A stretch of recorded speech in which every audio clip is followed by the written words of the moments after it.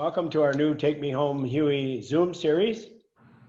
And this morning I've invited Fred Bell, who is the vice chairman of the Palm Springs Air Museum, and he was very instrumental in this project. When I was thinking about a workspace for the helicopter and speaking to you about it, and you said, look, we have a new hangar going up for the Korea and Vietnam. Maybe you could use that space outside. We have no room inside. Of course, you need some kind of weatherproofing. And I was able to find a surplus tent on two of them that we put end to end. Light military equipment tent or something that the Marines had used, I think it was, LME. It was fantastic. I remember that. What an experience in getting that in there and them working, and it was perfect. You know, we got you out there and you put the very, very military looking structure and outfit. So you stayed with the theme but yeah, that was so much fun. The great part about it was having your visitors come through. Many of them military, some were still active, some were freshly home from different conflicts, whether it was Iraq or Afghanistan, along with Vietnam, Korea, some World War II. And they all came because there was some signage, and they came into the tent and you could engage with them, and they would be very curious, you know, what are you doing? So I would show them a concept and they say, oh, I understand it. So it all kind of evolved, but it certainly gave me the confidence that I was not going to be railroaded out of town for doing the wrong thing. And that was very, very important. Well, getting the feedback from the veterans was just absolutely fantastic. That's when I started to really realize that this really had an important meaning to these veterans, because it would be a catalyst. Even though it wasn't finished, it was a catalyst for their memories and their conversations, and talking about the brotherhood of when they were serving in Vietnam or in one of the other conflicts. Do you have any idea how many Vietnam vets or just vets alone come through the museum? That's a tough question on a demographic basis. Right. Probably 30, 40,000. If I were to, take a wag at it, it's probably about what it is.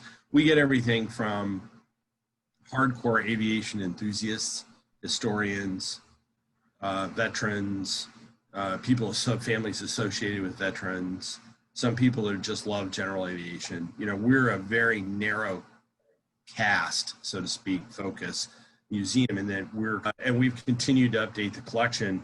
But we also, not only do we update, so you book in on technology, but like with your piece, we continue to try to extend the depth of what we interpret, so that there are plenty of museums that you can go to that have a whatever, and it went so fast and it went so high and it did this, it did that. There's plenty of people that do that, and you can see all that technical stuff on the web and YouTube.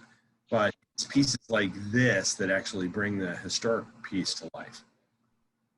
The greatest generation has nearly left us. They're if they're still alive, or between about 96 on up, and that generation, like the Civil War generation, the World War I generation, they will pass into history. And all we will have at that point is these artifacts, the whatever living history. We do a lot of veterans interviews and things like that we provide to the Library of Congress. That's all we're going to have. History is an important, it's a very, very important aspect of society. And we need to never forget how important it is to teach. You talked about school kids and folks, what happened. Not embellish on it, put it out there like it really was, and let them understand it. And in any way that we can allow these veterans' voices to echo through history, so they say it, not us, or they created the artifact that survives. Very important, extremely important.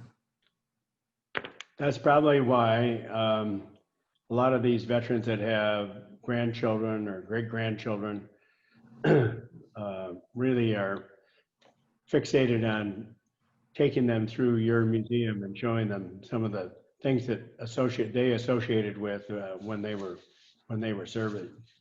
So you can see them trying to pass that on. We have, we have 325 docents, and the docents are in the museum. Many of them are military members or served in the aerospace industry or somewhere in aviation. And we always get really high marks, even in, we're in the midst of this whole COVID mess. We Right. still, even with social distancing and everything we do as much as possible to keep the docents in the mix so that, they're kind of, if you want to know what it was like to fly a Huey, well, here's a guy who actually flew one. Yeah. By the way, he got shot at. He may have got shot down, and he can tell you that story. And if we don't have him here, we have him on videotape or somewhere that you can see that. And so he tells the story as opposed to us trying to convey that. Our museum is alive. We fly. We operate, and I can tell you some of the most amazing experiences have been when I've been around equipment that I know is getting ready to retire or people and have been able to participate in that, on the human element, whether it's standing next to a B-29 idling to come on the ramp and just feeling the raw power of the airplane just sitting there idling, or reuniting the fire team at Tonle Chong, which was in Vietnam. And getting these guys, these special forces guys together that had survived what probably was certain death in a night battle with about 4,000 North Vietnamese regulars that had come down the Cambodian border. And these guys hadn't seen each other in about 40 years. And I remember the first time we got them all together, and we were kind of sweating how that was going to go. And it went fantastic. These guys shared their lives, and a really harrowing experience. And so those things are, and you can come to the museum and partake in all that, and your piece takes that a step further. Yeah. The other thing is you're close to the Marine base at 29 Palms. We are, and we get both that base and the base down in Imperial, the Naval Air Station in El Centro in Imperial Valley. So we see a tremendous amount of active duty, and we had Cobra gunships here who came in for lunch just here a couple of weeks ago. And so we get, we're an operating facility. We're right on the Palm Springs Airport. So you never know what we fly, about 8 of our airplanes. So you never know what's going to be moving around. And because we're part of that military fraternity, they can come in here to do landing training. That happens a lot, but that's part of that, also that military fraternity. Yeah, terrific. And they have colorful names. Hacksaw is a woman. It's a lady F-35 pilot. And a Dragon is an F-18, a super F-18 pilot. But you don't ever call them by their name anymore. And so it's kind of fun. And but it's that military fraternity, and that ties back to your, there were pilots that flew that helicopter that were part of that fraternity.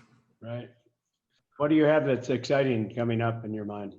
Well, we just acquired from the United States Air Force Museum an F-117A stealth fighter, and it flew 75 combat missions, the second highest stealth combat time stealth fighter in the fleet. Ceremony. We're in the process of restoring it, similar to what ends up happening with those airplanes and the helicopters is, the military takes off whatever they want and pretty much destroys it in its appearance. And then we have to go back and spend money to go back. It's kind of an interesting circle and make it look like it would fly. Sure.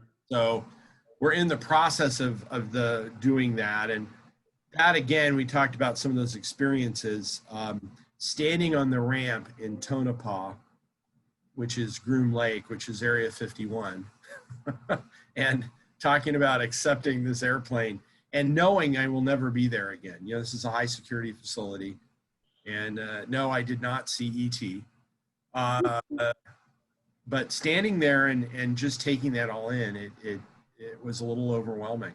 And I remember the first time we started working on that project about 4 years ago, and like your project, these things take years. You know, they don't happen like, let's go do this, and 3 weeks later we have it. And all this creative has to go into it. And I remember going up there, and we got on the facility was an ordeal because it is a high security facility, and they had 2 of these stealth fighters in this hangar back to back, and they were going to show us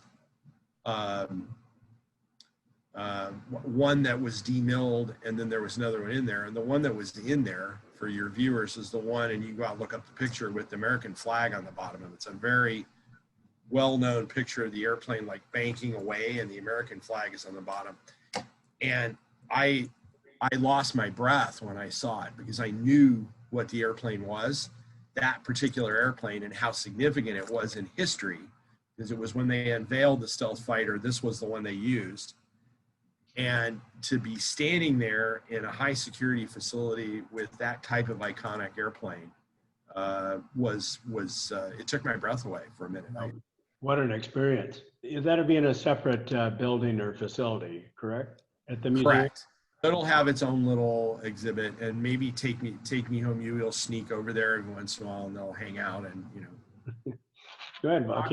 Talk about how good their color schemes are. I don't know, whatever they'll do, but you know, my exhibit is better than your exhibit. But no, the piece you've created, Steve, is something that will echo through time, and we really appreciate what you've done. And I know on behalf of the museum, I want to thank you for everything you've done.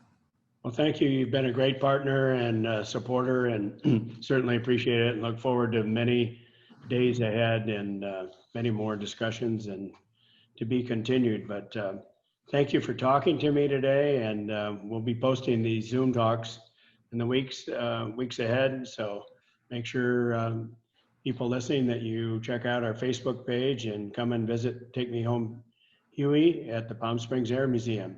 Again, thank you so much, Fred. And my pleasure. Anytime.